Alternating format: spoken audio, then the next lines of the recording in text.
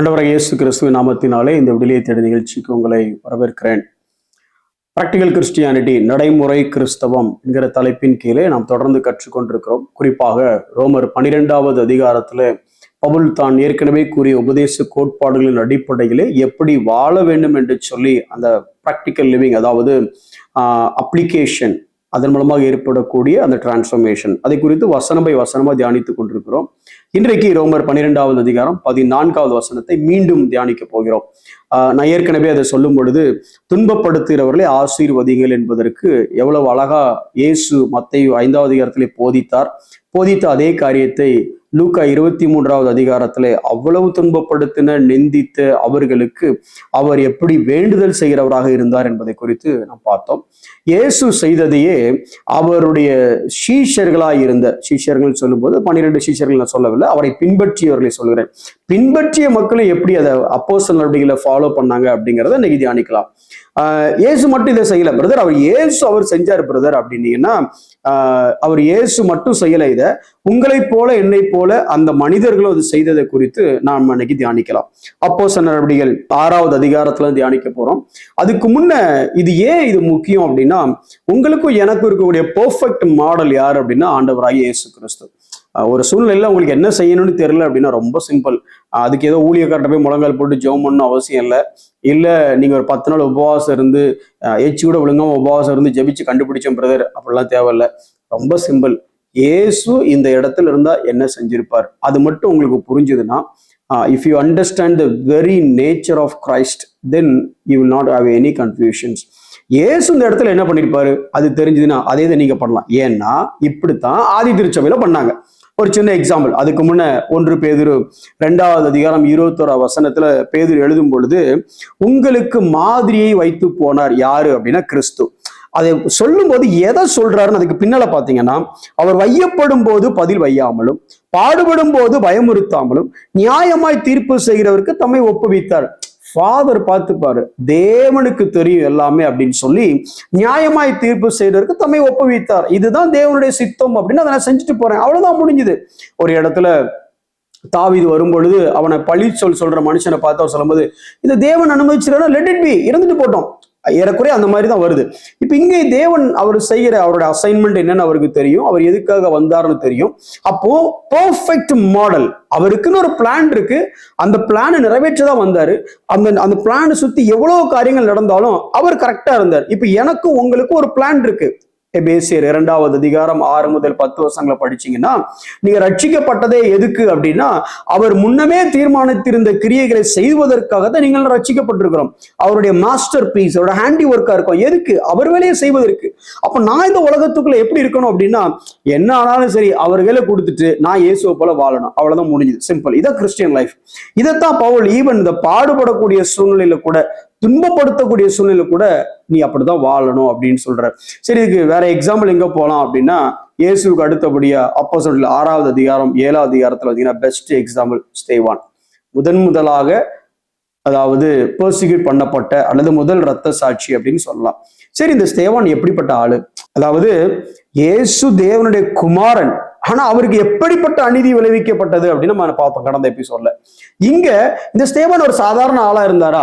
இல்ல அவருக்கு என்ன குட் குவாலிட்டிஸ் ஏதாவது இருந்துச்சா? அவரோட குவாலிட்டிஸை பத்தி மட்டும் வாசிக்கிறேன் பாருங்களேன். அப்போஸ்தலர் 6வது அதிகாரம் 3வது வசனம், பரிசுத்த ஆவியும் ஞானமும் நற்சாட்சி பெற்ற 7 பேர், அந்த 7 பேர்ல ஒருத்தர் இவர்.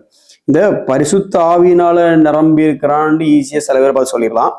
அவர் ரொம்ப ஞானவான்னு சிலர் விஷயம் சொல்லிடலாம். ஆனா நல்ல சாட்சி இருக்கா பிரதர் அப்படின்னா, பல நேரத்துல பரிசுத்த ஆவியானவர் இருக்கிறாரு, நிரம்பி இருக்கிறோன்னு சொல்றாங்க, ஞானமானவர்னு சொல்றாங்க, ஆனா சாட்சி இல்லையே பிரதர். ஆனா இங்க பாத்தீங்கன்னா பரிசுத்த ஆவியினால் நிரம்பியவன், ஞானத்தினால் நிரம்பியவன், நற்சாட்சி பெற்றவன். 6வது அதிகாரம் 5வது வசனம் சொல்லுது, அப்பொழுது விசுவாசமும் பரிசுத்த ஆவியும் நிறைந்தவனாகிய அப்படின்னு இருக்கு. இப்ப விசுவாசங்கிறது எக்ஸ்ட்ரா குவாலிட்டி வருது. அதுக்கு அடுத்து 6வது அதிகாரம் 8வது வசனத்தை படிச்சு பார்த்தீங்க அப்படின்னா, வல்லமையினாலும் நிறைந்தவன், பெரிய அற்புதங்களை அடையாளங்களை செய்தவன் அப்படின்னு வருது. அப்போ ஹூ இஸ் ஸ்டீஃபன்? ஸ்தேவான் யார்? டிஃபைன் பண்ணுங்க அப்படின்னா என்ன சொல்லலாம்? filled by the Holy Spirit, பரிசுத்த ஆவியினால் நிரம்பியவன் 2 தடவை சொல்லப்பட்டிருக்கு. ஃபில்டு பை ஃபெய்த், விசுவாசத்தினால் நிரம்பினவன் 2 தடவை சொல்லப்பட்டிருக்கு. அதையும் தாண்டி அவர் ஃபில்டு பை விஸ்டம், ஞானத்தினால் நிறைந்தவன், வல்லமையினால் நிறைந்தவன். நல்லா கவனிச்சிங்களா? வல்லமையினால் நிறைந்தவன் கடைசியா தான் இருக்கு. ஆனா நம்மளா மட்டும் இருந்தா முதல்ல பிரதர் அற்புத அடையாளங்களை செஞ்சவர் பிரதர் அப்படின்னு மேல போட்டிருப்போம். சரி விட்டுங்க. இப்ப பரிசுத்த ஆவியினால், விசுவாசத்தினால், ஞானத்தினால், வல்லமையினால் நிறைந்த இந்த ஸ்தேவான், இவனுக்கு எப்பேற்பட்ட துன்பம், அல்லது இவன் உங்களுக்கு அந்த கதை தெரியும்னு நினைக்கிறேன். 7வது அதிகாரத்துல ஒரு சூப்பர் பிரசங்கத்தை பண்ணுவார். அதாவது மொத்த வேதத்தையும் சம்மரி பண்ணி அந்த காஸ்பலை நேரேட் பண்ணியிருப்பார் பாருங்க. ஏறக்குறைய அப்போஸ்தலர் நடவடிக்கைகள்ல 2வது அதிகாரத்திலிருந்து பாத்தீங்கன்னா பல இடத்துல பிரசங்கம் தான் இருக்கு. நாம அற்புதம் அடையாளம்னு சொல்லிட்டோம். ஆனா மேஜர் கான்ட்ரிபியூஷன் அப்போஸ்தலர் நடவடிக்கைகள்ல அதிகமா இருக்கிறது என்ன அப்படின்னா சுவிசேஷ பிரசங்கம் தான் அதிகமா இருக்கு. அந்த சுவிசேஷ பிரசங்கம் பண்ண உடனே அதை உறுதிப்படுத்துவதற்கு அடையாளங்களை மற்ற காரியம் இருக்கு. அவ்வளவுதான். பிரியாணியை தொட்டுக்க அந்த ஆனியன் ரைத்தா, அந்த கத்திரிக்காய் கூட்டு மாதிரி பிரியாணிங்கிற சுவிசேஷம் தான் முழுக்க முழுக்க இருக்கு. அது பக்கம் தொட்டுக்க அந்த அற்புதங்கள் அடையாளங்கள் வருது. நம்ம வெறும் கத்திரிக்காவை மட்டும் எடுத்துட்டு இதை விட்டுட்டோம். சரி விட்டுருங்க. இப்போ இவர் இந்த அழகான ஒரு பிரசங்கம் பண்றாரு அந்த அதிகாரத்துல.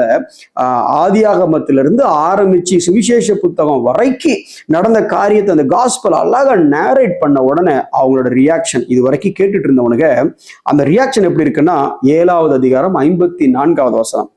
இவைகளை அவர்கள் கேட்ட பொழுது ஃபர்ஸ்ட் மூர்க்கமடைந்து பல்லை கடித்து, 3வது உரத்த சத்தம் போட்டு, 4வது கூக்குரலிட்டு ஒருமனப்பட்டு அவன் மேல் பாய்ந்து, எல்லாரும் ஒருத்த மேல பாய்ஞ்சு அவன் எண்ணத்துக்கு ஆயிருப்பான், பாய்ந்து அவன் அப்படியே தள்ளிட்டு வந்து எங்க, இது ஏறக்குறைய தேவாலயத்தை பக்கத்துல நடந்திருக்கணும் இந்த சம்பவம். எங்க கொண்டு வந்தாங்கன்னா எருசலேம் நகரத்துக்கு புறம்பே தள்ளி. எப்படி கொண்டு வந்திருப்பாங்க? தோல்ல கைப்பட்டு, ஏன் ஸ்தேவான் இப்படிலாம் பேசுற, எதுக்கு அப்படின்னு சொல்லிப்பாங்க. ஒவ்வொருத்தனா தள்ளி அதை இமேஜின் பண்ணி பார்த்தாதான் உங்களுக்கு புரியும் அதுல இருக்க கொடூரம். இதே மாதிரி இயேசுவையும் ஒரு பக்கம் பண்ண ட்ரை பண்ணாங்க. மலை உச்சி விளிம்புக்கு போய் தள்ளியோட ட்ரை பண்ணாங்க. இப்ப இவரையும் தள்ளி எங்க கொண்டு வந்துட்டாங்கன்னா நகரத்துக்கு புறம்பே கொண்டு வந்தாச்சு. இப்ப இங்க வந்து கல்லெறிந்தார்கள். அப்போ இவங்க யார செஞ்சாங்க? பரிசுத்த ஆவியினால் நிரம்பினவன் 2 தடவை எழுதியிருக்கு. விசுவாசத்தினால நிரம்பினவன் 2 தடவை எழுதியிருக்கு. இன்னும் சொல்லப்போனா ஞானத்தினால நிரம்பினவன், வல்லமையால நிரம்பினவன். அப்பேற்பட்ட ஸ்தேவான். இந்த கூட்டம் எப்படி கூட என்ன பண்ணாரு? அழகான ஒரு பிரசங்கம் பண்ணார், அவ்வளவுதான். இந்த கூட்டம் என்ன பண்ணிச்சு? இப்போ மூர்க்கம் அடைஞ்சாங்க, பல்ல கடிச்சாங்க, உரத்த சத்தம் போட்டாங்க, கூக்கர்ல இட்டாங்க, அவன் மேல பாஞ்சாங்க, நகரத்துக்கு வெளியே அவனை தள்ளிட்டு வந்தாங்க, இப்போ கல்லெறிறாங்க. இவ்வளவு செஞ்ச இவங்களுக்கு இந்த ஸ்தேவான் இப்ப என்ன பண்ணிருக்கணும்? நீங்களும் நானா இருந்தா என்ன பண்ணிருப்போம்? நியாயத்துக்காக ப்ரே பண்ணிருப்போம், அப்படித்தானே? நம்ம சபிச்சிருக்க மாட்டோம், நியாயத்துக்காக ப்ரே பண்ணிருப்போம். என்ன பண்ணிருப்போம்? ஆண்டவரே, உமக்காக நான் நிக்கிறேன், ஆனா என்னை இவ்வளவு பண்றானுங்க பாருங்க, நான் யாருன்னு உங்களுக்கு புரிய வைங்க. அதாவது அந்த ஜெபத்துல ஒரு என்ன இருக்கும்னா, நமக்காக தான் நிக்கிறேன், நான் உங்களுடைய பிள்ளைன்னு புரிய வைங்க. எப்படி? அவன் மண்டையை உடைங்க ஆண்டவரே, அவன் உணரணும் ஆண்டவரே, அவனுக்கு தெரியணும்ல. ஆண்டவருக்காக வாழ்ற ஒருத்தனுக்கு எதிர்த்து நின்னா என்ன நடக்கும்னு அவங்க வீட்டுல புரிய வைங்க ஆண்டவரே. இப்படி நம்ம ஜெபம் பண்ணிருப்போம். இது நியாயமான ஜெபம் மாதிரி நமக்கு தெரியும். ஆனா இந்த வசனத்தின்படி bless the people those who are persecuting you, உங்களை துன்பப்படுத்துகிறவர்களை ஆசீர்வதிங்கள். மிகப்பெரிய ஆசீர்வாதம் என்ன கொடுக்க முடியும்? மன்னிப்ப மாதிரி மிகப்பெரிய ஆசீர்வாதம் இந்த உலகத்துல வேற எதுவுமே இல்லை. forgiveness of sin, பாவ மன்னிப்பு தான் இந்த உலகத்துல மிகப்பெரிய ஆசீர்வாதம். அதைத்தான் ரட்சிப்பின் மூலமா நீங்கள் நானே பெற்றுக்கொண்டோம். இங்க இயேசு என்ன செய்தார்? நான் ஏற்கனவே சொன்னல, 1 பேதுரு 2:21, அவருடைய அடிச்சுவடுகளை பின்பற்றுங்கள். அவன் மனசுல என்ன இருந்திருக்கும் அப்படின்னா, இயேசுவை காரி துப்புனாங்க, இயேசுவை அடிச்சாங்க, இயேசுவை ஆணி அடிச்சாங்க, முள்முடி சூட்டுனாங்க, இன்னும் சொல்ல போனா அவரை இகழ்ந்தாங்க. எல்லாம் செஞ்ச உடனே இயேசு என்ன பண்ணாரு? அவர்களுக்காக ஜெபம் பண்ணார். என்ன ஜெபம் பண்ணாரு? இவர்களோட பாவத்தை மன்னிங்கன்னு ஜெபம் பண்ணார். இப்ப என் மேல மூர்க்கம் அடைஞ்சாங்க, கல்லெறிஞ்சாங்க, என்ன சாகடிக்கிறாங்க, இப்ப நானும் என்ன பண்ணணும்? இயேசு மாதிரியா பண்ணணும். என்ன பண்ணணும்? அதே ஜெபத்தை திரும்ப பண்ணணும். அப்போஸ்தலர் நடவடிக்கைகள் 7வது அதிகாரம் 55வது வசனம். அவன் பரிசுத்த ஆவியினால் நிறைந்தவனாய் எனக்கு ரொம்ப பிடிச்ச ஒரு பகுதி. இந்த இடத்துல யாரால பரிசுத்த ஆவியால் நிறைய முடியுமான்னு தெரியல. அடிக்கிற ட்ரம்ல நிறைய நம்ம அடிக்கிற கல்லால நிறைய முடியுமாங்க? அதாவது ட்ரம் அடிக்கும் பொழுது இறங்குற பரிசுத்த ஆவியானவர் கல்லால் அடிக்கும் போது இறங்குறாரான்னு தெரியல. ஆனா இங்க ட்ரம் அடிக்கல, கல்லால அடிச்சாங்க. அடிக்கும் போது பரிசுத்த ஆவியானவர் இறங்கினார். அவன் அது நிறைந்தவனாய் அப்படின்னா, நிறைந்தவனா மேல இருந்து ஒண்ணு வரலைங்க. Influenced by the Holy Spirit, controlled by the Holy Spirit, leading by the Holy Spirit, பரிசுத்தாவினால் பலம் பெற்றவனாய், பரிசுத்தாவினால் ஆட்கொள்ளப்பட்டவனாய், பரிசுத்தாவினால் வழிநடத்தப்படுகிறவனாய் அவன் என்ன செஞ்சான் அப்படின்னா, உடனே அங்க பெரிய அற்புத அடையாளத்துல ஒண்ணுமே செய்யல, ஜபிச்சான். என்ன ஜபம் அங்க வருது பாருங்களேன். இவர்கள் மேல் இந்த பாவத்தை சுமத்தாதிரும் என்று மிகுந்த சத்தமிட்டு.